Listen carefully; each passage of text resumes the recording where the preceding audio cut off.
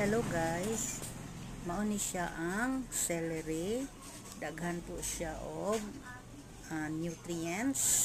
nutritious ang celery, and then nutritious food, and then it is medicinal.